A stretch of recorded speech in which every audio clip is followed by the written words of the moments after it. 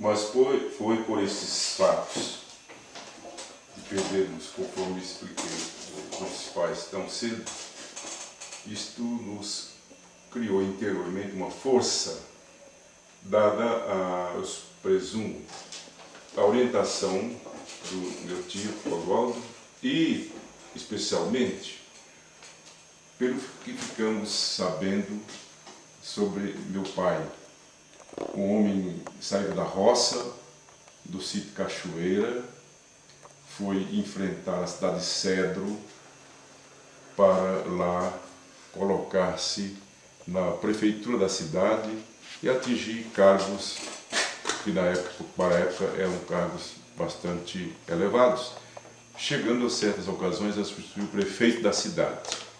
E era um homem acima, podemos dizer, acima do seu tempo, porque muito estudioso, ele escrevia, fundou um jornal, escrevia crônicas, poesias, que infelizmente os perderam por falta de uma oportunidade de serem arquivadas e guardadas. Então tudo isto nos criou aquela força que nós quatro podemos superar tudo isto e hoje estamos todos com as famílias constituídas e todos, enfim, sobrevivendo nessa crise difícil por qual passa o país, mas todos trabalhando, estudando e, enfim, sobrevivendo. Agora, Damião, nós estamos realmente em um simples bate-papo que não é testamento, não, porque eu estou em plena saúde e espero viver muitos anos ainda, é claro, né? O que nós estamos hoje é fazer um simples bate-papo e tal. Então, no início do nosso bate-papo, você perguntou a respeito dos meus filhos. Não ficou bem claro a respeito, e eu quero... Papel. dizer o seguinte, eu tenho os 3 filhos, a Maria, mais velho, o Pedro e o Júnior. A Maria casada com o Edson, o Pedro com a Ana e o Júnior com a Iracema. E tenho 5 netos, sendo 2 do casal Edson Maria, que são a Mariana e o Diego. 2 do Pedrinho, que são a Inaê e a Tainara. E uma do Tito Júnior com a Iracema, que é a Gabriela. Assim fica esclarecido a respeito dos meus filhos. E agora? Tito, eu queria saber de você, além dos assuntos que nós já falamos, você fala alguma coisa sobre a sua profissão, o seu trabalho de advogado aqui nessa cidadã de São Paulo. Bom, Damião, como eu já inicialmente disse nesse bate-papo informal que hoje estamos mantendo, formado em 74, início abracei diversas áreas jurídicas, mas com a formatura dos meus filhos eu fiquei apenas com a área criminal. E há muitos anos exerço essa profissão, das mais espinhosas, dada a própria violência existente no país. Mas, como já disse inicialmente, todas as pessoas têm direito a uma defesa. Isso é um postulado constitucional. E eu me incluo dentre essas pessoas que procuram fazer essa defesa dentro das normas jurídicas aceitáveis, de uma forma, como um profissional, acima de tudo, sem procurar distorcer os fatos, para que realmente a conduta do criminoso seja julgada pela sociedade. É nesse sentido. Pois não, e durante esse tempo aí teu escritório lá em São Paulo, já tem outro aqui? Bem, então inicialmente eu montei o escritório no Jaguaré, tive em 2 locais de Jaguaré, no Barão do Jaguaré, e depois eu montei minha própria casa, onde tenho ainda hoje o meu escritório, na Bolônia 569. Ali você tem os colegas. Aí tem lá, então montamos também uma pequena imobiliária que até hoje existe, é a Titular. Lá trabalham o Edson, meu sobrinho, também advogado, filho do Francisco, meu irmão. Trabalha o seu Cassiano, que é o sogro do Tito Júnior. Trabalha o Francisco, meu irmão, também. E na advocacia trabalham o Pedro e o Tito Júnior. O Pedro na área civil, também trabalhista, e o Júnior exclusivamente na área trabalhista. E sobrevivem todos daquele escritório montado desde 1975, quando eu montei a pequena imobiliária.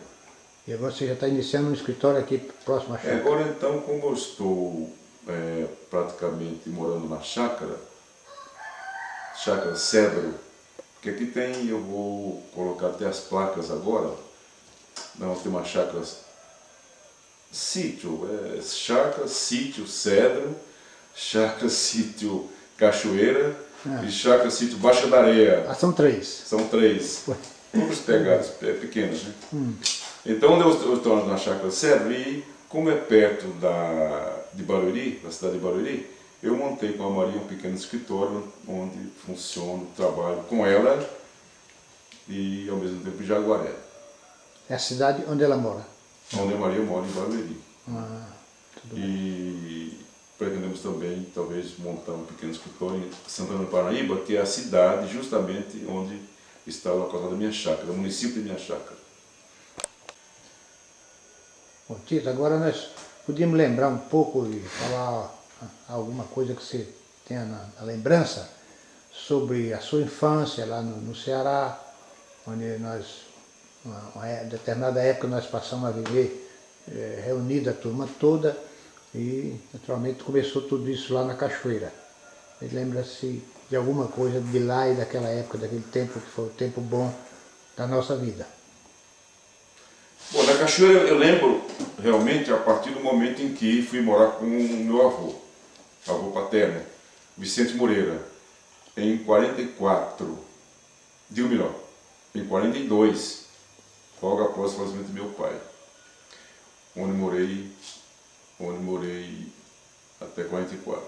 Antes, porém, já eu andava pela Cachoeira, cheguei a morar na Cachoeira com a mãe Terezinha, quando lá morava tia Cota, com o tio José. São vagas, são as lembranças que eu tenho dessa época, né? E a época, lembro bem da casa do meu avô, era uma pessoa muito boa, onde lá na Cachoeira ele criou todos os seus filhos, uma numerosa família. O único realmente filho que saiu da Cachoeira quando meu avô era vivo foi meu pai. Conseguiu sair para trabalhar em Cedro e morar em Cedro, porque os demais filhos todos, enquanto meu avô foi vivo, ficaram na Cachoeira. Então eu guardo da Cachoeira novas recordações desses 2 anos, pelo menos, que eu morei com meu avô, onde eu fazia nossas açudes, eu, Francisco, Hélio, François, João. Eu estudava na casa com a tia Hilda, minha tia Hilda, esposa de Vicente Moreira. Falando dela, não esqueço nunca daquelas aulas dela, né? Aliás, toda a nossa família daquela época foi aluna da tia Hilda, todos nós sabemos disso, né? E o engenho também, né? E o engenho, aí a melhor época da Cachoeira realmente era na época da moagem, né? Porque a gente era a barriga da miséria. Esse bem da miséria é de comer rapadura e caldo de cana, né? Lógico, miséria de comer muita rapadura, caldo de cana e alfinim, batida, né? E a gente achava pouco chupar cana, beber cana ainda, e aí a gente rodava junto com as amanjarras, né? Dos bois circulavam para moer a cana, né? A gente ficava na amanjarra lá. Tito, Também futucando os coitados dos bois, né? Aquela viagem que a gente fazia naquela manjarra, dava a impressão que a gente estava fazendo uma viagem extensa, assim, viajando para longe. Quer dizer, você já pensou se comparasse aquela viagem com a viagem que se faz hoje no metrô em São Paulo? A diferença de velocidade, percurso e ambiente, extensão. Mas para nós era um sonho aquela manjarra, aquela pequena viagem em volta daquele jeito. Exatamente. Como você falou, que o importante e o que nós gostamos e vivemos é... O momento que nós gostamos é aquele que nós vivemos, fica na lembrança, né? E a gente nunca esquece realmente dos melhores momentos. Por mais que hoje você pense que aquilo representava até algum sacrifício, mas para nós era a maior alegria, né? Naquelas manjarras do Engenho da Cachoeira, que hoje infelizmente não existe mais, né? O Tito, era a história do samba, né? A gente era feliz e não sabia. Feliz não sabia. Aí depois veio a Baixa da Areia. Bem, mas em relação à cachoeira, às moagens, tem o importante ali é que todas aquelas pessoas que possuíam cana para moer, eles se organizavam de tal maneira que dava certinho, que todos moíam suas canas no tempo certo, sem problema nenhum, todos colhiam sua rapadura para vender em cedro. Um ajudava o outro. Um ajudava o outro, com aquela maior camaradagem, uma amizade, né? Exatamente. Aí foi para Baixa da Areia depois. Aí Baixa da Areia, quando em 44 faleceu meu avô, eu fui então para Baixa da Areia. Eu lembro que cheguei na casa de Clodoaldo, a gente, são vagas lembranças, a gente não consegue gravar 100% e às vezes tem um pouco de fantasia, né? Então, eu lembro que parece que eu ia na garupa do Clodoaldo e chegamos lá. Eu não estou lembrado se o Francisco foi junto comigo, o Eliette, junto, porque nós nos dividimos um pouco. O Hélio ficou na casa da tia Hilda. Eliette, não sei se foi junto comigo e tal. Bom, quando eu cheguei na Baixa da Areia, e o Clodoaldo disse, bom, vocês estão aí, você está aí e tal. Agora nós vamos iniciar uma nova vida, você vai entrar na lei de Chico de Brito. É uma gíria daquela época. Né? Naturalmente eu tinha que ser um bom menino, bem comportado, porque na realidade, isso é importante consignar, que os filhos de Pedro Moreira, como disse inicialmente, eram também conhecidos pelas suas brincadeiras. Tinha a sua fama. Fama de... Ele tinha a fama dele, ela era o terror. Fama de bons nadadores, porque eu nadar 3, 4 anos, né? E de bagunceiros, viu? A gente fazia cada coisa. Queimamos um dia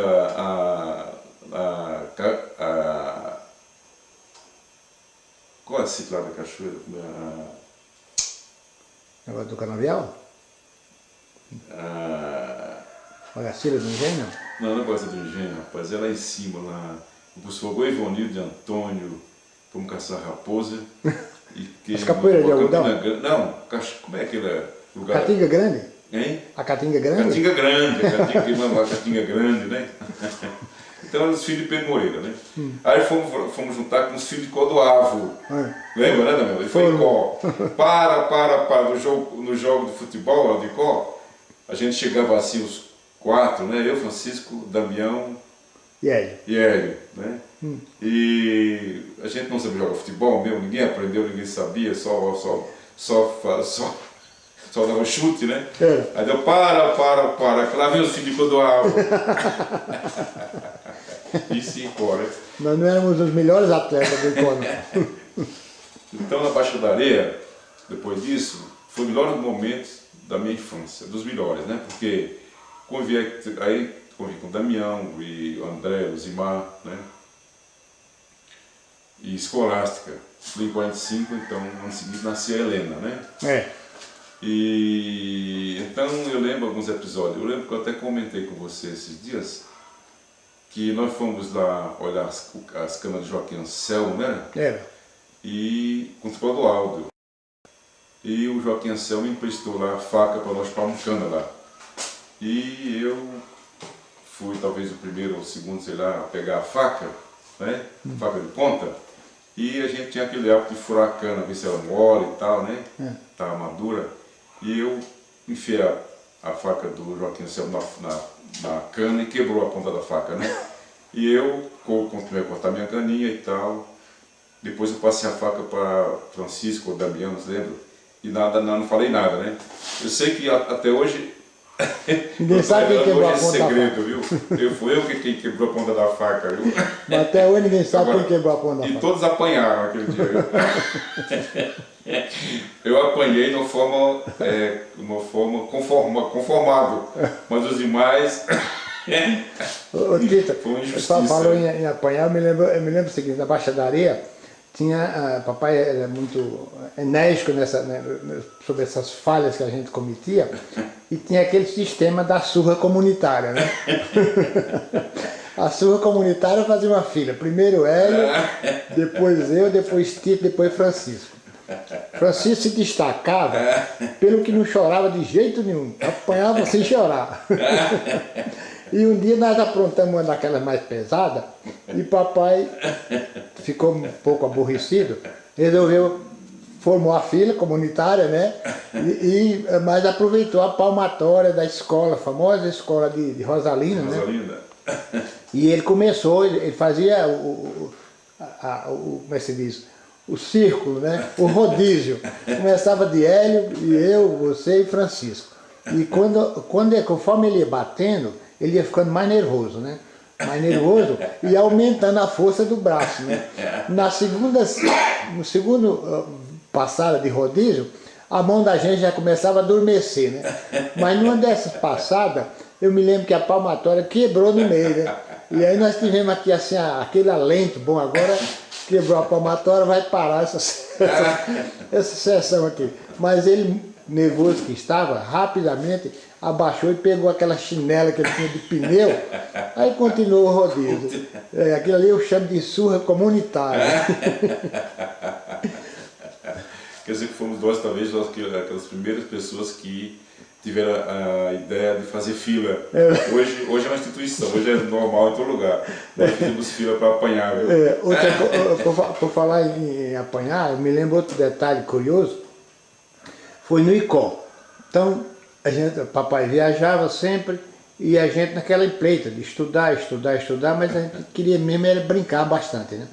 Aí tinha aquela, né, mamãe falava, você tem com preguiça de estudar. E a gente, num assunto e outro, começava aquela teima. E ela ficava aborrecida, olha, não tema, não gosta de tema e tal. E nós estamos lá fazendo arte. Deixa quando papai chegava, ela passava o relatório todinho para papai. Né? E um dia nós tivemos uma pouca sorte, que ele chegou à noite para voltar de madrugada, lá para o negócio da lenda, do riacho, aquela coisa lá. E ela passou o relatório para ele, né? Das artes manhas que a gente fazia, né?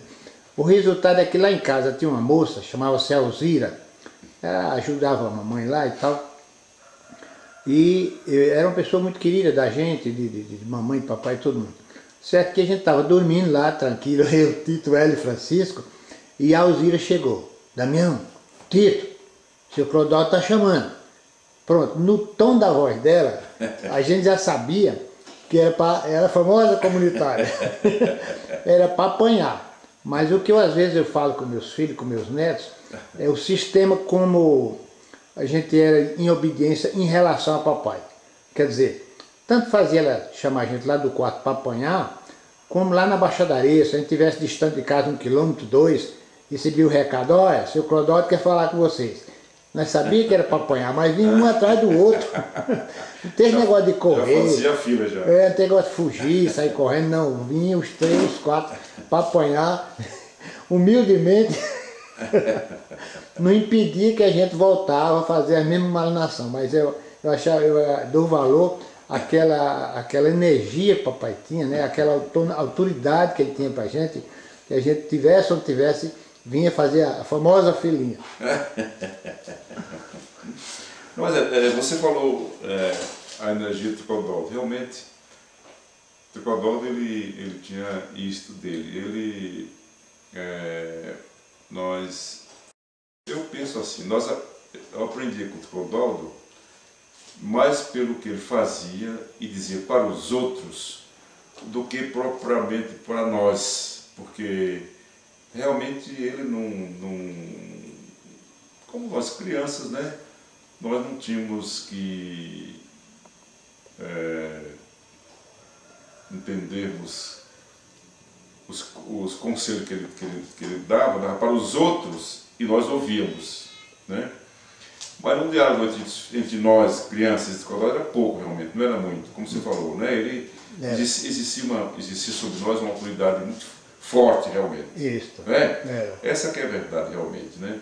Só depois da nossa juventude, já da maturidade, é que nós começamos a manter um diálogo, né? Mas quando, naquele tempo, nossa infância, não tínhamos realmente, não havia esse diálogo, né? Exato. Mas nós, como havia na Católica muita gente sempre que conversava com as pessoas, parentes, amigos, lá, nós ouvíamos e tal, e eu sentia a audácia de Clodoaldo em relação às iniciativas dele, né? Na Baixa da Areia, carregando, transportando, tendo aquele pessoal que transportava lenha para as estradas de ferro, montando um montão de gente sobre isso,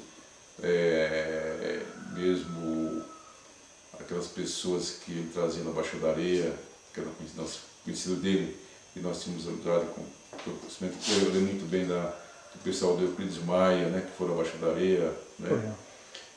E é isso que o Clodoaldo era para nós, era uma pessoa que, apesar de pouco diálogo na infância, nós aprendemos com ele, dado o que ele dizia para os outros. Exato. E como ele dizia para os outros, toda a família.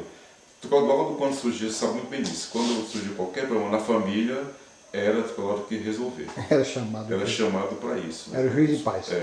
E ele resolvia, o bem ou o mal, ele dava uma solução. Dava uma solução, né? Há muitos casamentos aí, errados, podemos dizer assim até, né? Graças às ideias de Clodoaldo, às ordens de Clodoaldo, essa é a verdade, né? Nós sabemos disso, né?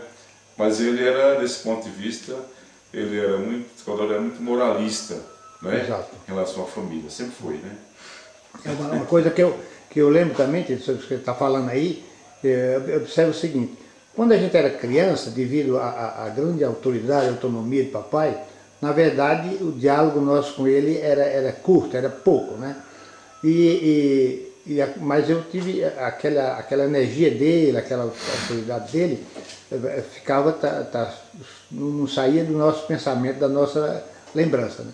Passado algum tempo, eu já fiquei rapaz, e aí eu comecei a trabalhar juntamente com o papai. Então, como você diz aí veio o aprendizado que eu tive, graças a Deus, de muito valor, de tudo que ele falava para todas as pessoas. Eu fui praticamente um sócio dele, um auxiliar, depois um sócio. Eu estive junto na casa dele posso dizer, até o último dia da vida dele. É como se eu não tivesse casado, como se eu não tivesse uma família. Eu deixei minha família em Cuiabá e permaneci na fazenda junto com o papai.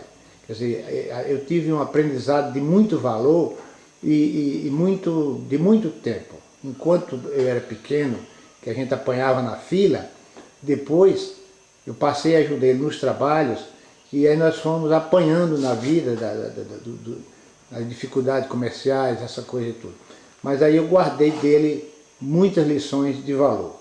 As primeiras foi aquela fila comunitária que me ensinou como eu devia ter autonomia, autoridade sobre meus filhos. E isso eu consegui. Meus filhos me obedeciam como eu obedecia a papai. Eles tinham medo de mim como eu tinha medo do meu pai. Isso, medo assim, uma forma de dizer quando ele vai fazer qualquer coisa errada. E depois, daí para frente, quando nós passei a trabalhar na outra fase, eu fui aprender na vida a viver aquilo que ele tinha o maior gosto de ensinar, não para os filhos só, mas para todas as pessoas com quem ele formava um diálogo, qualquer coisa, ele já ia dizendo como a pessoa ser na vida, como Então essas aí são as duas coisas que eu guardo de papai. A autoridade para os filhos que ele tinha e eu consegui ter, e o aprendizado de como se conduzir na vida para cada situação, porque eu fui um auxiliar dele e depois um sócio até o último dia da vida dele.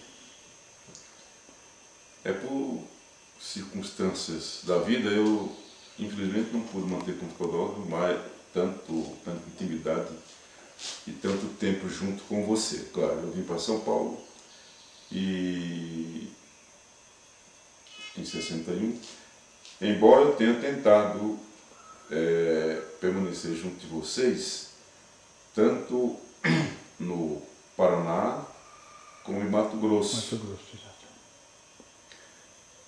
E Rondônia também até, inclusive, né? Mas por circunstâncias várias, primeiro porque a Eliette permaneceu em São Paulo, né? Então eu tinha, e aqueles, uma coisa que também eu sempre falo,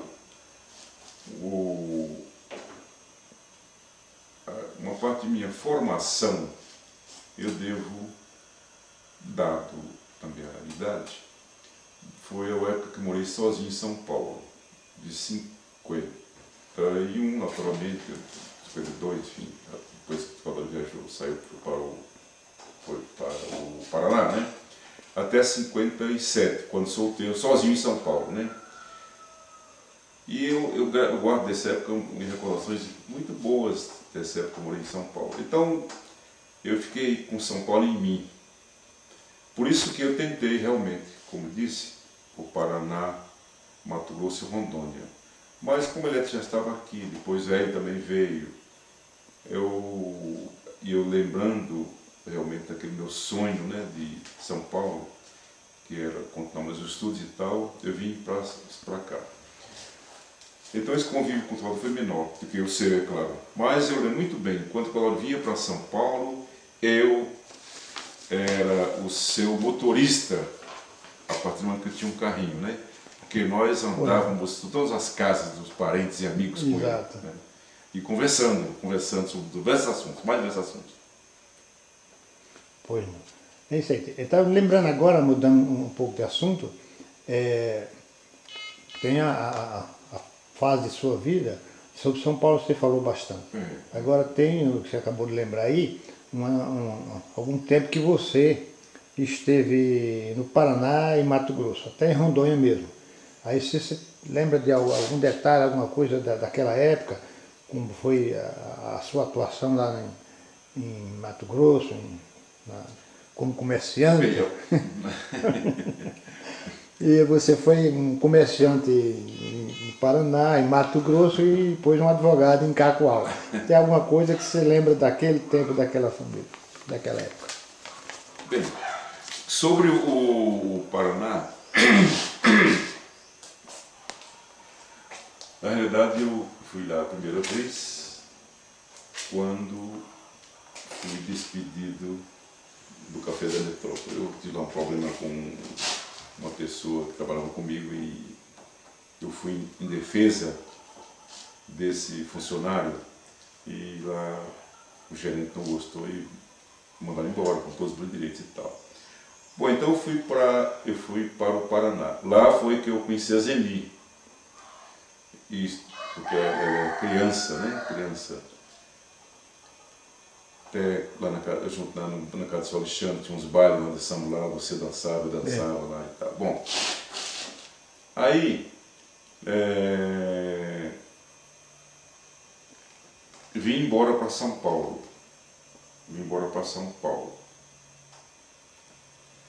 Quando até nós conversamos a respeito, foi a época da colheita de algodão, lembro que eu colhi algodão lá alguns dias, né? Aí deu aquela saudade, porque cearense tem saudade das coisas, né? Do passado, daquilo. Bom, então eu, Antônio e Getúlio, pegamos uma carona no caminhão do Vicente Moreira, Vicente de Tia Hilda, e viemos para São Paulo. Ele me deixou em Maringá, daí nós viemos para cá. Aí fomos para casa de José, até de José, depois nós morava aqui na Vila Esperança, em São Paulo. Aí eu consegui, eu tive na cadeira também, já era casada. Aí eu fui ao Café da Metrópole, a antiga empresa onde eu trabalhava, e lá o seu Inácio, o proprietário da empresa, readmitiu. Aí fez um quartinho para mim lá no fundo do estabelecimento, e eu morava sozinho naquele quartinho, e era vendedora da loja naquele tempo, né? E permaneci então lá algum tempo, até 54. Vendi lá, fui, como eu disse inicialmente, fui para outra empresa, Caravelas, até 57. Quando em 57 eu participando de uma greve, me mandaram embora, também com todos os direitos meus. Então eu falei, eu não vou mais morar em São Paulo, agora quero o interior. Foi a ocasião que eu fui a segunda vez para o Paraná. Aí, em 57, ocorre que depois de 6, 7, 8 meses eu estava casado. Casei em abril de 58, né? Foi a época que montei, junto com o André, um boliche, né? Boliche. Boliche lá na Fazenda Caramuru. Eu, o André e eu recém-casado, Zeni ficava no balcão e eu também. Nós matávamos boi, Estados Unidos matava boi, porco, vendíamos lá e tal, enfim. E aconteceu que, pronto, permaneceu com esse negócio algum tempo. Aí foi o tempo que o senhor Alexandre vendeu a fazenda, né? Vendeu a fazenda. Isso em 59. Aí eu fui para o Mato Grosso. Daquela época, Vila Glória, né? Vila Glória. Eu não lembro se você já estava lá ou não, nesse tempo já, né? Estava lá. Acho que já estava lá. Já estava lá você, o Juvenal. O André também, né? Aí lá na terceira linha nós compramos um lote, fizemos uma casinha e montamos outro boliche lá. Até 61. E lá convivemos também, apesar que um pouco distantes locais, você morava na quarta linha, eu na terceira, né? Eu trabalhava na quarta linha. Mas mantínhamos contato e tal, né? Cada um você na agricultura e eu no comércio, né? E André tentando a política também, tá, enfim. Aí em 61 então eu vim para São Paulo. Com um velho sonho que não se apagava, viu? Estava em mim de contar meus estudos e tal, estar com meus irmãos e tal. E depois de formar e tudo mais, você ainda deu uma viagem de tentativa em Cacoal. Então, como sempre era meu sonho, né? Também era estar perto de vocês, de Clodoaldo e tal, né?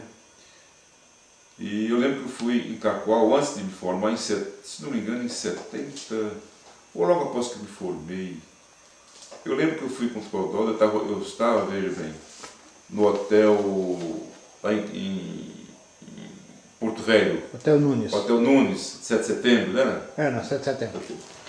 E eu lembro que eu estava com o Clodoaldo lá em Porto Velho, e foi o dia que aconteceu um acidente de um avião, no qual faleceu Filinto Miller e aquele grande cantor brasileiro. Esqueça não. Pai, eu não nome desse cara. Bem, então, eu vim para São Paulo e depois eu fui ao Mato Grosso, a Rondônia, Cacoal, para realmente exercer minha profissão lá, né? Lá tive algum tempo e fui até de lá de Cacoal, montei o escritório também em Alta Floresta, naquela época. Aí já era um segundo problema, meus filhos tinham ficado em São Paulo, então saiu eu e a Zeni e tal, né? E finalmente voltamos para São Paulo. E desde então permanecemos aqui. Bom, Tito, aqui na sua chácara, aqui é um lugar gostoso e tudo, mas a gente entende que uma das coisas que você tem assim, que você gosta aqui, é que no momento de folga, você gosta muito de ouvir música e particularmente do Francisco Alves, que foi o cantor, acho que naturalmente, que mais você apreciou já porque foi numa época que nós chegamos a São Paulo, ele estava em sucesso. Então, você falar alguma coisa sobre a forma de gostar da música. Bem, Damião, primeira coisa, eu não sei cantar, não sei tocar um instrumento, mas eu sinto a música em mim, a boa música, que eu considero boa música. Bom, eu lembro, olha, para você ver, lembrança da infância. Eu lembro em Fortaleza,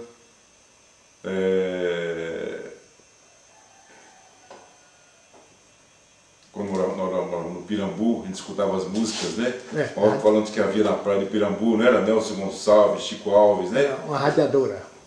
Alto-falante. Alto-falante, exatamente.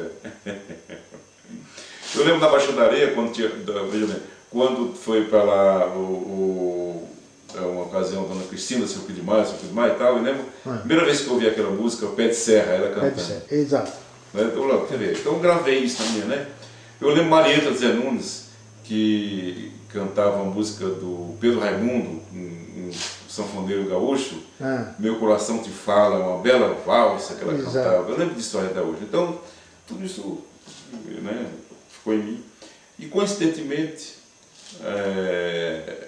eu sempre pulei, nós enquanto você morou em São Paulo, eu morei, nós pulávamos o carnaval, então perdi um carnaval, né? No Cine Estrela, no Sindicato dos Metalúrgicos, pulava o carnaval a noite toda. Sem dinheiro. E ele trabalhava no dia seguinte, era no tempo do lança-perfume ainda, não era proibido, né? A gente colocava o lança-perfume no lenço, tirava profundamente e ficava no outro mundo, né? Alguns minutos, alguns segundos, uma maravilha, né? A vantagem é que é uma coisa que acontecia naquela noite de alegria e a gente só ia praticar aquela brincadeira daí um ano depois. Quer dizer que não era droga, não era um vício. Não, era um divertimento muito... Era só naquelas noites de carnaval, né? Isso quando a gente tinha dinheiro para comprar o lança-perfume, né? Quando não tinha, ia na cachaça mesmo, às vezes. Bem, então, depois de tudo isso, eu comecei a gostar de música, de ouvir música, que não sei cantar. Bom, então em 52, quando nós, você lembra muito bem, Damião, morávamos no Seu Zé, lá na Rua Galvão Bueno, num porão, aconteceu tragicamente a morte do Francisco Alves, que era o rei da voz e naquele tempo era um cantor realmente do maior sucesso do Brasil. Ele estava no auge da sua carreira. Estava com 50 e poucos anos, mas estava no auge da sua carreira. E então foi um tal, nós passamos não sei quantos meses ou tempo ouvindo música de Chico Alves, Chico Alves, Chico Alves. É 5 letras que choram, é uma canção da criança, enfim, era a Aquarela do Brasil, enfim, o Chico Alves na realidade gravou quase 1000 músicas, nem todos fizeram sucesso. Bem, então, dadas as circunstâncias todas, eu apreciei e aprecio realmente, porque realmente nós reconhecemos que o Chico Alves tem uma bela voz, né? E teve a felicidade de gravar músicas muito bonitas, né? E eu tenho em minha casa bastante música do Chico Alves. E coincidentemente, veja bem, então depois eu fui observar na folhinha que eu nasci no dia 22 de novembro, que é nada mais nada menos do dia de Santa Cecília, que é padroeira dos músicos, né? Quer dizer, coincidência, né? Relacionado. Então você perguntou a respeito de música de Chico Alves, talvez seja um dos motivos que o destino me levou, foi o fato de eu ter nascido no dia dos músicos, né? Mas eu gosto realmente, aqui em casa eu tenho do Chico Alves, eu tenho praticamente, pelo menos devo ter umas 200 músicas do Chico Alves, viu? Das 900 que ele gravou, 900 e poucos que ele gravou. Foi. De forma que, de um modo geral, nós vamos aproximando o final dessa bate-papo sobre os assuntos ligados ao seu pensamento, à sua vida, e agora então a gente podia, no final de tudo, falar alguma coisa sobre a sua saúde, a vida, sobre Deus na sua vida, alguma coisa para fazer um encerramento. Bem, sobre a vida, todos já perceberam o que eu penso a respeito dela, né? Eu acho que para as pessoas que queiram realmente, visem realmente um progresso na vida e que queiram realmente fazer com que suas satisfações interiores sejam realmente conseguidas, eu entendo que é com o trabalho, com o esforço, honestamente, sempre honestamente. Né? Eu penso dessa maneira. Né? E sobre minha saúde, conforme você me perguntou, eu devo fazer um pequeno retrocesso, falar sobre Luzimar, em relação a música também, porque eu lembro de muitas músicas que hoje em dia eu lembro que Luzimar murmurava essas músicas, né? Exato. Balalaica e outras músicas mais, né? E sempre que eu escuto a música eu lembro de Luzimar. E por isso que eu lembrei de Luzimar agora, porque é uma pessoa que eu considero demais, que eu respeito e gosto mais.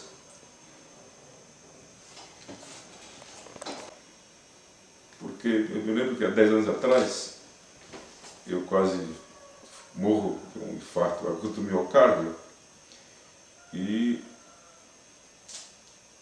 as circunstâncias da vida, vê como é que são, levaram o André a estar lá em minha casa naquela noite. Graças ao atendimento, à atenção do André, que conseguiu, percebeu meu quadro de saúde, ele, com um enorme esforço, conseguiu rapidamente que chegasse em minha casa a ambulância, me levasse ao pronto-socorro da Lapa, me acompanhando, conversando com os médicos e conseguiu, coisa rara, uma internação para mim no INCOR, Hospital do Coração de São Paulo, do melhores do mundo, onde permaneci 10 dias e felizmente saí com vida, não tive que fazer nenhuma cirurgia, apenas fiquei, conforme um atestado médico que me atendeu, com uma artéria obstruída. De maneira que eu, mesmo sem essa artéria, eu estou com o coração ainda funcionando bem, fisiologicamente, como se diz, né? Mas funcionando muito bem para as minhas recordações, para o meu íntimo. E eu tenho realmente, isso aqui é verdade, muita saúde, mas tenho andado assim um pouco um tanto quanto motivado por coisas da vida, e isso eu percebo que não é muito bom para a minha saúde não, viu? No sentido de eu tenho pensado realmente, seriamente, que eu preciso mudar o meu sistema de vida, para que meu coração resista mais alguns anos pela frente. Pois não. Mas não era para constar isso, eu não vou apagar isso também, viu? Porque não está. Eu estou bem em saúde, pessoal, não fique. Viu, pessoal que me vê e me ouve? Estou muito bem, viu? Vai viver muito Apesar anos. do coração, como dizia o André, o coração não avisa o infarto, vamos supor, ou o descoronado não avisa, nem dão dor, né? Elas acontecem, né? Então pode ser que da manhã, daqui a pouco eu esteja morto, né? Mas a ideia é que vai viver muitos anos, se Deus quiser. Estou bem de saúde, felizmente. Agora, você pode perguntar, né? Sobre o Nós final. temos um bate-papo, né? Sobre Deus na sua vida. Bem, veja bem, volto abaixo da areia até para do alto. Eu lembro que no Abaixo da Areia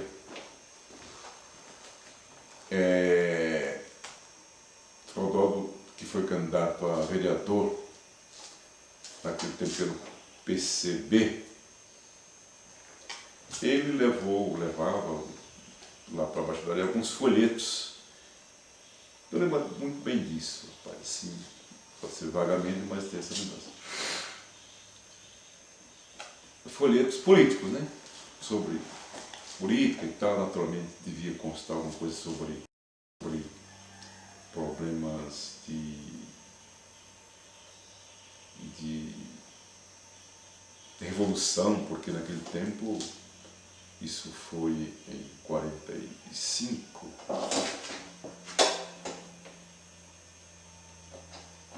46, logo após a Segunda Guerra Mundial, o fim da Segunda Guerra Mundial, em que o socialismo, né,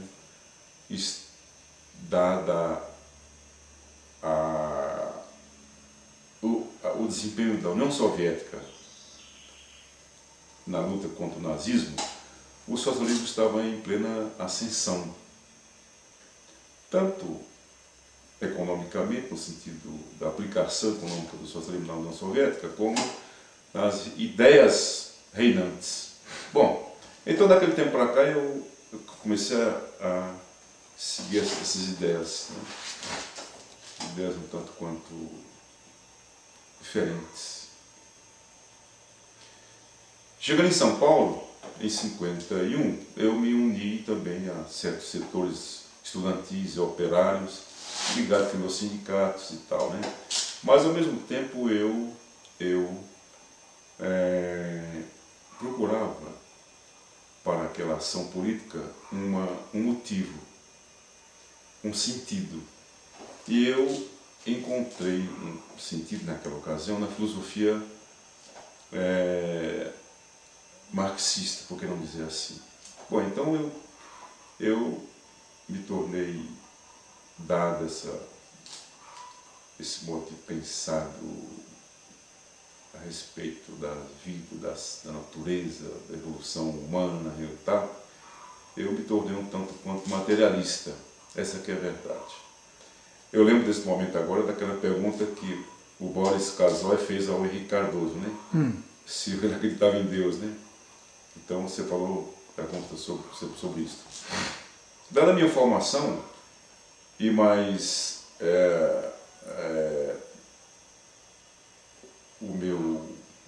os fatos que ocorreram comigo, em minha vida e tal, eu sou um pouco descrente, essa que é a verdade. Descrente dessa ideia de um Deus que vem para nos salvar, nos ajudar, porque eu vejo tudo uma lógica. Eu sou um tanto quanto racionalista.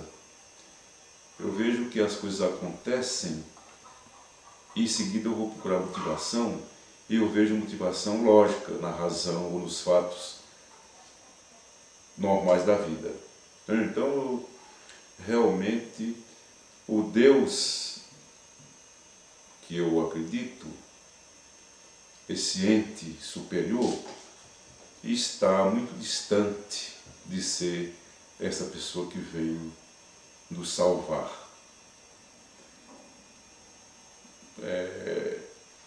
Eu admiro as pessoas que têm essa religião, que creem profundamente em Deus, em Jesus Cristo e tal, mas eu realmente confesso a você que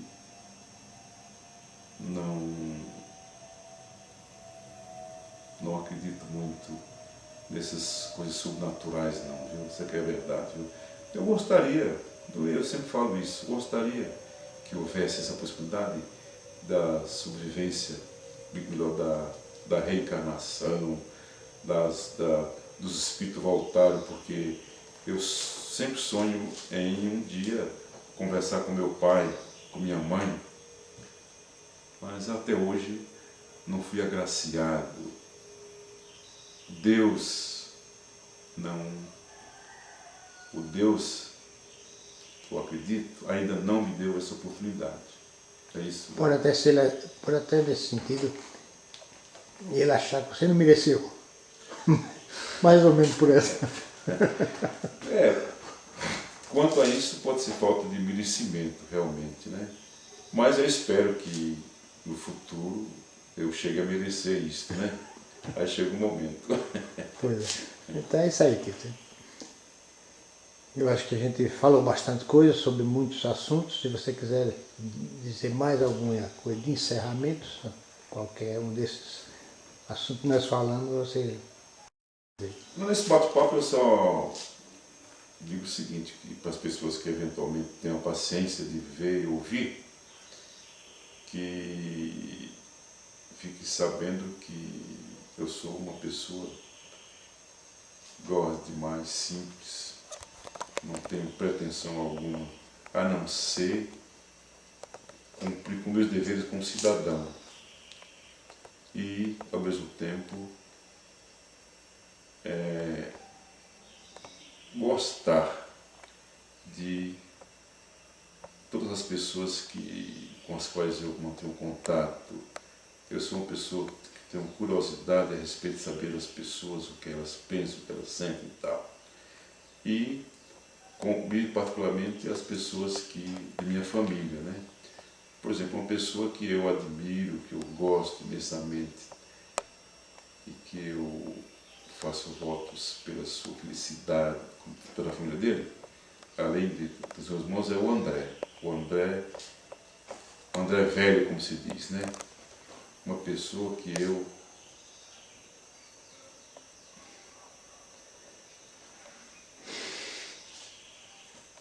também tenho por ela o maior respeito, a maior admiração.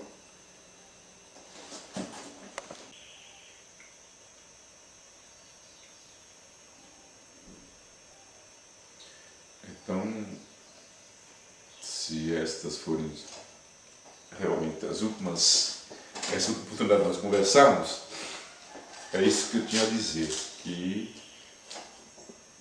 não esqueço nunca o Ceará, Baixo da Areia, Icó, Pai Mané, Cachoeira e, por que não dizer, também aqui no sul, o Paraná, o Mato Grosso, o Rondônia, onde eu estive com todos os parentes, né?